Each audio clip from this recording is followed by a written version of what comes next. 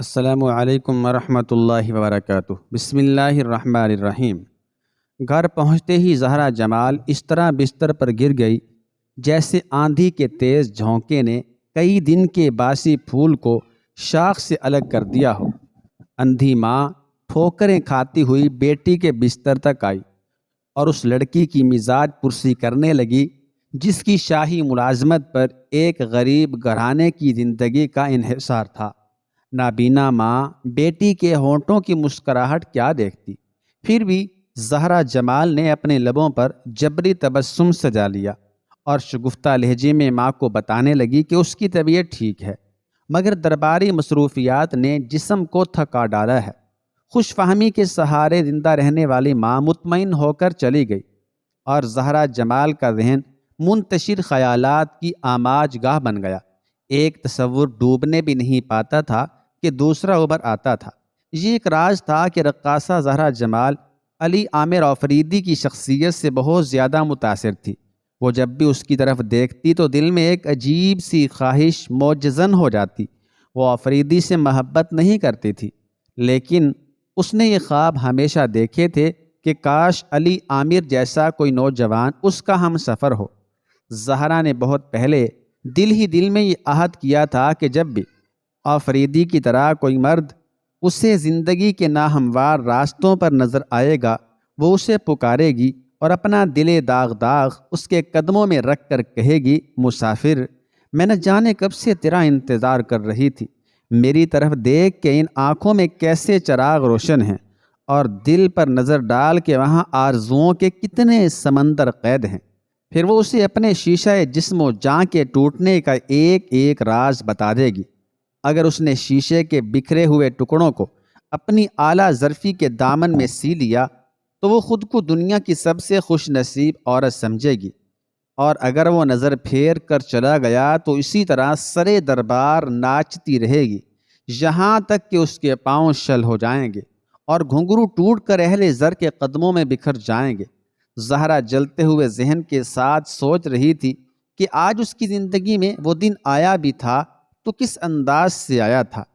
علی عامر آفریدی جو اس کے خیالی محبوب کا ہم رنگ تھا، اسی کے ہاتھوں ایک خوفناک سازش کا شکار ہوا جا رہا تھا۔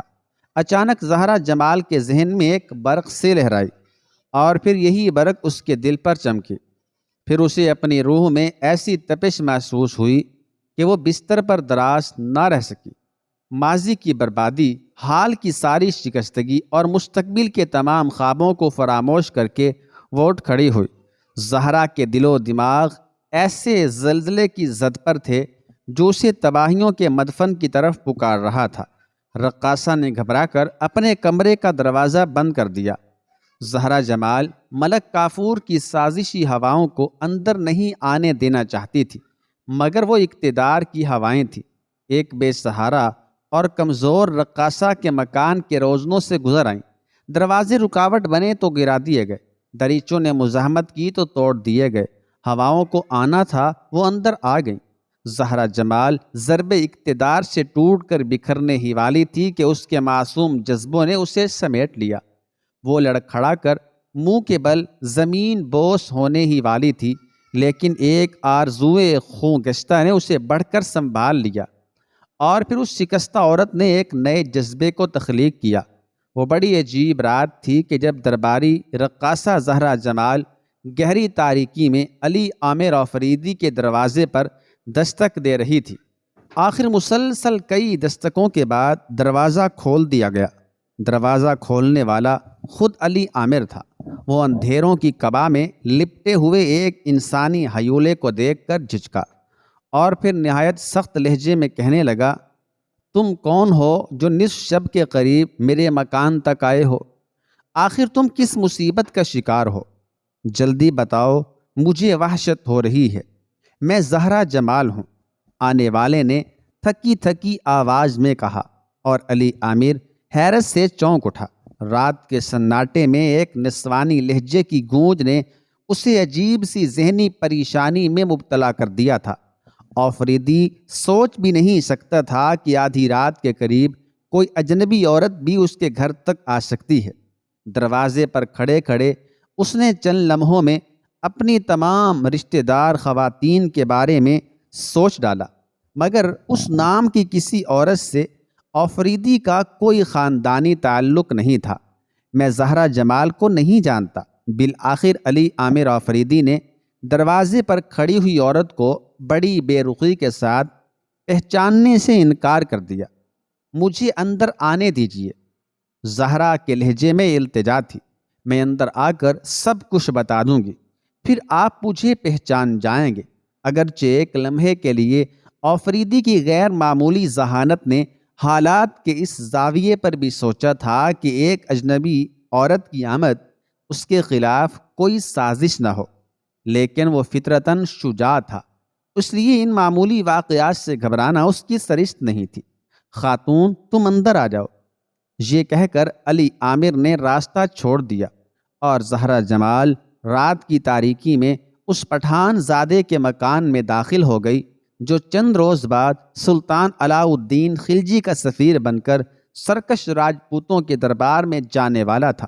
آفریدی اور زہرہ جمال کی گفتگو سن کر اس مکان کی بوڑھی مالکہ بھی بیدار ہو چکی تھی، جسے پٹھانوں کی تاریخ شائستہ بیگم کے نام سے جانتی ہے، اور جو رشتے میں علی عامر آفریدی کی ماں تھی۔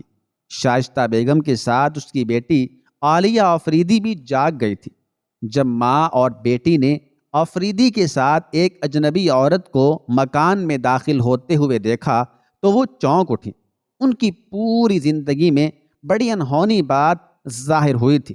جیسے ہی زہرہ جمال مکان کے طویل آنگن سے صحن میں آئی اور اس کے دلکش چہرے پر قندیل کی روشنی پڑی تو شائستہ بیگم بے اختیار کہہ اٹھی، آفریدی، یہ کون لڑکی ہے؟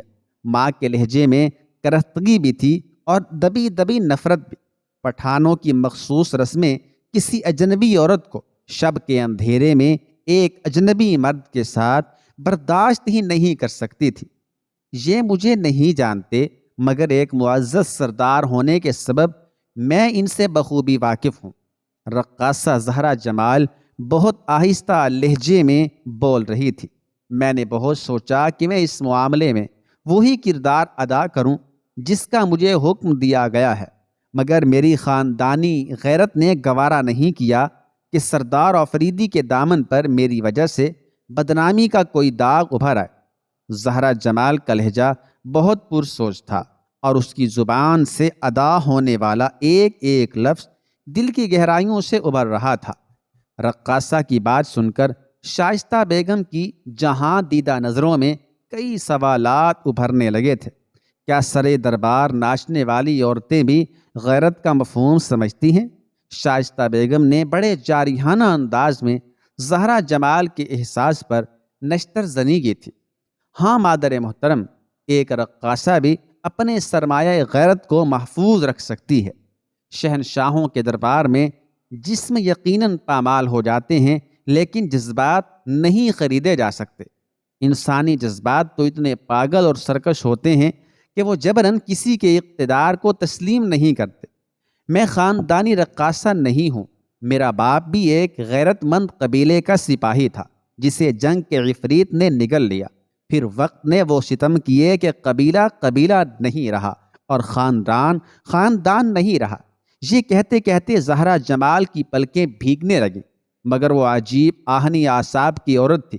اس نے خود ہی یادوں کے نشتر سے اپنے دل کے زخموں کو کھرچا اور پھر بہتے ہوئے خون سے اس طرح نظر چرا لی کہ جیسے ان جراحتوں کا کوئی وجود ہی نہ ہو۔ مادر محترم، وقت بہت کم ہے، میری غیرت اور بے حیائی کو موضوع بحث نہ بنائیے۔ اتنا کہہ کر رقاصہ زہرہ جمال کچھ دیر کے لیے خاموش ہو گئی اور پھر اس نے علی عامر کے سامنے ملک کافور کا منصوبہ ظاہر کر دیا۔ جب زہرہ جمال ملک کافور کے منصوبے کی تفصیلات بتا کر خاموش ہوئی تو علی عامر کے مکان میں ہر طرف درد انگیز سناٹا پھیل گیا۔ بوڑھی شائستہ بیگم، نوخیز عالیہ اور علی عامر آفریدی اس طرح خاموش ہو گئے جیسے موت دبے قدموں ان کے گھر میں داخل ہو گئی ہو، اور وہ رقاصہ کا چہرہ دیکھ کر آنکھوں ہی آنکھوں میں کہہ رہے ہوں کہ ایک ناچنے والے بھی سچ بول سکتی ہے۔ اس سے پہلے کہ علی عامر زہرا کی باتوں کا جواب دیتا وہ اٹھ کھڑی ہوئی، پھر شائستہ بیگم سے مخاطب ہو کر کہنے لگی، مادر محترم، اس ناوقت تکلیف دہی کے لیے معافی کی خواستگار ہوں، اور اس جذباتی اذیت رسانی کے لیے بھی معذرت طلب کرتی ہوں کہ ایک بے وقار رقاصہ آپ کے ذہنی سکون میں خلل انداز ہوئی۔ یہ کہہ کر زہرا جمال آہستہ قدموں سے باہر جانے لگی۔ علی عامر آفریدی بھی اس کے پیچھے پیچھے باہر آ گیا تھا۔ زہرا، اگر تم مناسب سمجھو تو میں تمہیں گھر تک چھوڑاؤں، یہاں سے تمہارے مکان تک بہت اندھیرا ہے۔ نہیں سردار، آپ کیوں زحمت کرتے ہیں؟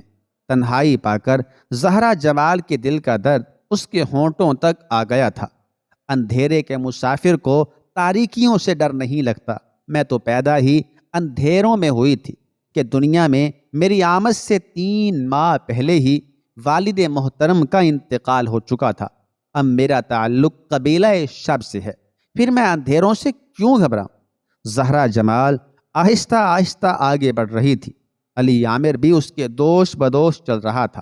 اچانک اس نے رقاصہ سے سوال کیا، آخر تم نے اپنا منصوبہ تکمیل تک کیوں نہیں پہنچایا؟ تم مجھے بدنام کیے بغیر واپس کیوں جا رہی ہو؟ بس اس سے زیادہ مجھے کچھ معلوم نہیں کہ میں آپ کے چہرے اور مستقبل دونوں کو تابناک دیکھنا چاہتی ہوں۔ زہرا جمال کی آواز کی لرزش صاف محسوس کی جا سکتی تھی۔ آخر کیوں؟ تم سے میرا کیا رشتہ ہے؟ علی عامر جیسی چٹان بھی ایک رقاصہ کا نیا روپ دیکھ کر پگھلنے لگا تھا۔ کوئی رشتہ نہیں، اگر ہے بھی تو وہ آپ کی سمجھ میں نہیں آئے گا، اور پھر یہ ہوش مند دنیا اسے تسلیم بھی نہیں کرے گی۔ یکایک زہرا جمال کے قدموں کی رفتار تیز ہو گئی تھی۔ سردار، آپ واپس چلیے اور صرف ملک کافور کے بارے میں سوچیں، جو آپ کے اندازے سے بھی زیادہ بے ضمیر اور کینہ پرور ہے۔ بس سرے دربار ناچنے والی عورت کی یہی آخری التجا ہے کہ آپ ایک لمحے کے لیے بھی اپنی ذات کی طرف سے غافل نہ رہیے گا۔ یہ کہہ کر زہرا جمال تیزی سے آگے بڑھی، اور پھر اندھیروں نے اس کے مرمری پیکر کو اپنی تاریک قبا میں چھپا لیا۔ زہرا جا چکی تھی، مگر علی عامر آفریدی اپنے مکان سے چند قدموں کے فاصلے پر کسی پتھر کی مانند ساکت کھڑا تھا۔ اس رقاصہ کے بارے میں سوچ رہا تھا جو بڑے ہنگامہ خیز انداز سے آئی تھی اور بڑے پرسکون انداز میں واپس چلی گئی تھی۔ رقاصہ کے جانے کے بعد علی عامر آفریدی اپنی والدہ شائستہ بیگم اور چھوٹی بہن عالیہ آفریدی کے ساتھ ساری رات جاگتا رہا۔ اب اسے محلاتی سازشوں کا اندازہ ہو گیا تھا کہ کس طرح وفا پرست اور با کردار انسانوں کے خلاف منصوبہ سازی کی جاتی ہے، اور کس طرح بے ضمیر افراد اپنے حاصل کردہ اقتدار کو بچانے کے لیے گھناؤنی سازشیں کرتے ہیں۔ بہت غور و فکر کے بعد آفریدی نے اپنی والدہ کے سامنے انکشاف کرتے ہوئے کہا، مادر گرامی، میں سمجھتا تھا کہ ملک کافور اس تلخ گفتگو کو فراموش کر دے گا جو اس کی اور میرے درمیان ہوئی تھی، مگر اب یقین ہو چلا ہے کہ وہ مجھے کسی بھی طرح معاف نہیں کرے گا۔ آپ چتوڑ جانے سے انکار کیوں نہیں کر دیتے؟ اچانک عالیہ درمیان میں بول اٹھی، میرے باپ کی معصوم نشانی تمہیں نہیں معلوم کہ شاہوں کے قانون میں انکار کا کوئی لفظ موجود نہیں۔ علی عامر نے چھوٹی بہن کو سمجھاتے ہوئے کہا، یہ بڑے لوگ صرف اقرار سننے کے عادی ہوتے ہیں، اب اس میں کسی کی زندگی محفوظ رہے یا وہ جان سے گزر جائے۔ عالیہ اپنے بھائی سے مزید بحث کرنا چاہتی تھی کہ شائستہ بیگم نے اسے ہاتھ کے اشارے سے روک دیا اور دوبارہ آفریدی سے مخاطب ہوئیں، تم کس معافی کا ذکر کر رہے تھے؟ میں عرض کر رہا تھا کہ ملک کافور مجھے معاف نہیں کرے گا۔